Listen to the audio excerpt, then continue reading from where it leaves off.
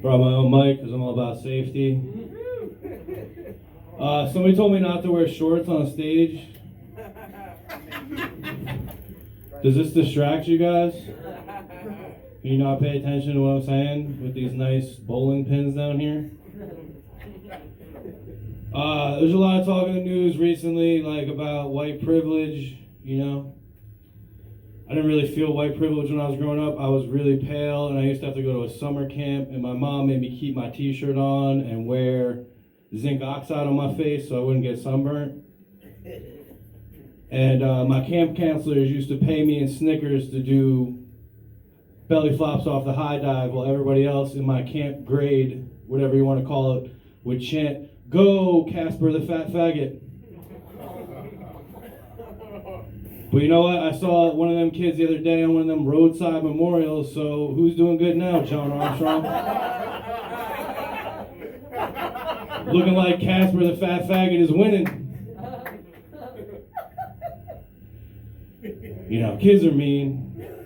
I decided to start identifying as having Asperger's so that I didn't have to explain to people that I'm a dick to them because I don't like them. Just blame it on a genetic disease. You can't tell me I'm not autistic. And right, like if an autistic person tries to call me out, like they're retarded, how do they know?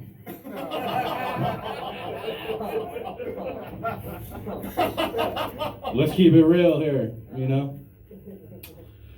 You guys been keeping up with what Papa John Shatner has been going through recently? Papa John Shatner? Well, about 20 and a half months ago, he hired a PR firm that caught him dropping an N-bomb on a conference call. And he got forced out of his own company that he built with his blood, sweat, and fake Italian tears.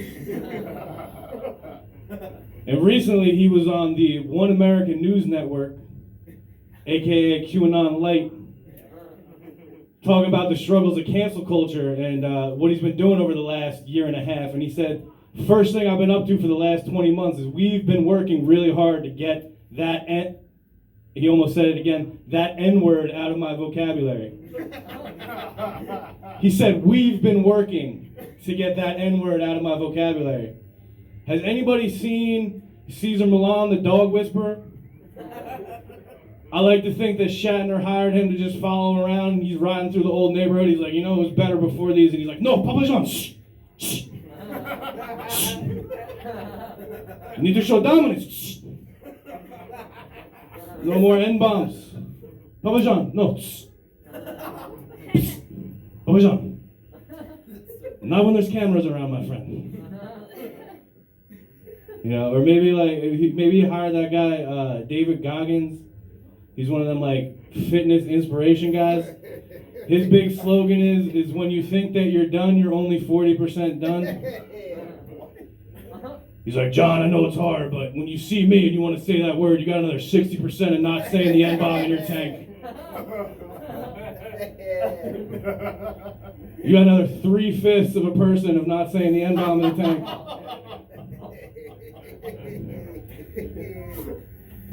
That was some wild shit. I'm glad somebody in here paid attention during history class.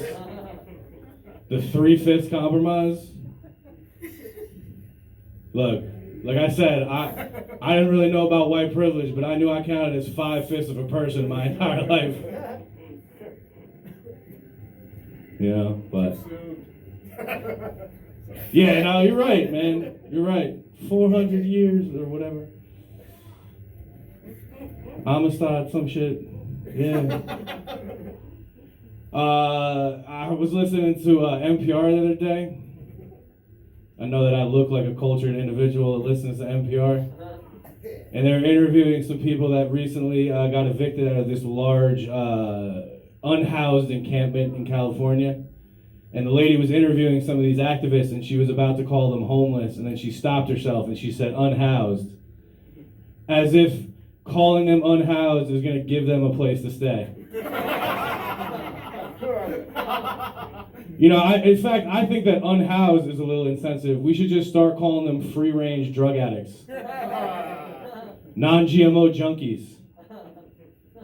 You know, I'm sure that that's the concern of the guy in his tent trying to boil water so he can get a nice brick in his ass. He's only got one vein left, and he's like, you know, when they say I'm homeless, less makes me feel less.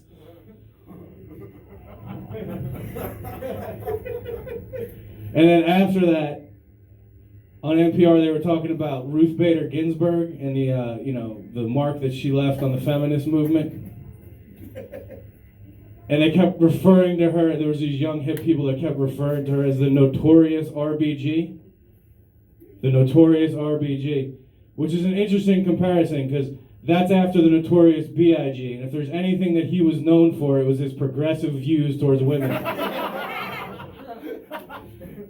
I like to think about Ruth Bader Ginsburg going to fight the Citizens United case and just jamming like Dead Wrong by Biggie. She don't remember shit, just the two hits. Her hitting the floor and me hitting the clits. Sucking on a dick, had the hooker begging for my shit.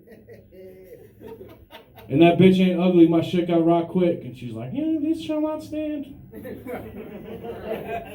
That was when I was listening to that was on International Women's Day, during International Women's Month. What more do you bitches want? What you bitches want from a thing that Papa John likes to say all the time?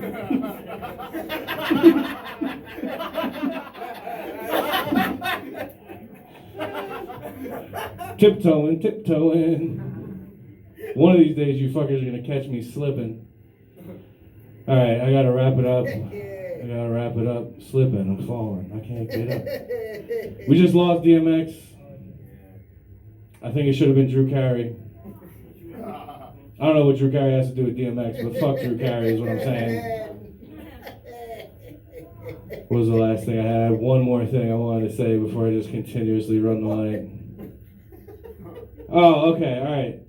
Is there an agreed upon amount of strangers that you raw dogged where you can stop yelling at people for not wearing their masks incorrectly? Are we looking at 5? Alright. Taking my mask off in here is like wearing a condom the second time I fuck somebody. Have a nice night, guys.